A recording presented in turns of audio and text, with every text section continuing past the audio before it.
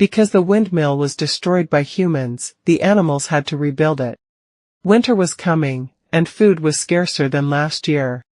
All rations were reduced except those of pigs and dogs. Although Boxer was almost at retirement age, he still worked hard to rebuild the windmill. However, his health was getting worse and worse. In April, Animal Farm was proclaimed a republic.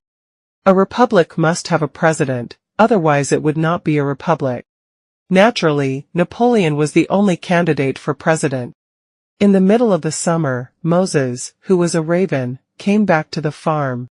He was still preaching about Sugar Candy Mountain. This gave most of the hard-working animals hope. They believed that when they died, there would be a wonderful place where they could live. Although the pigs declared that Sugar Candy Mountain did not exist, they didn't drive him away. Instead, they gave him a gill of beer a day without any work. One day, a rumor spread throughout the farm that Boxer had fallen down at the windmill. Unfortunately, the rumor was confirmed.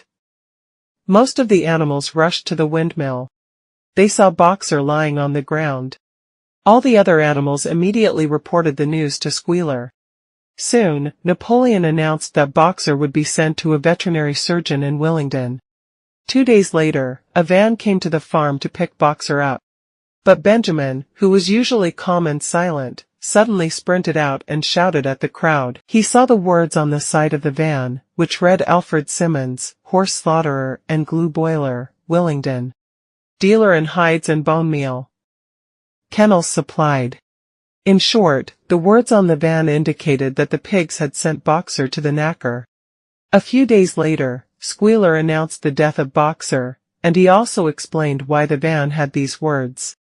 Squealer explained that the veterinary surgeon had bought the van from a horse slaughterer and had not changed the words on it. Nearly all the animals believed him.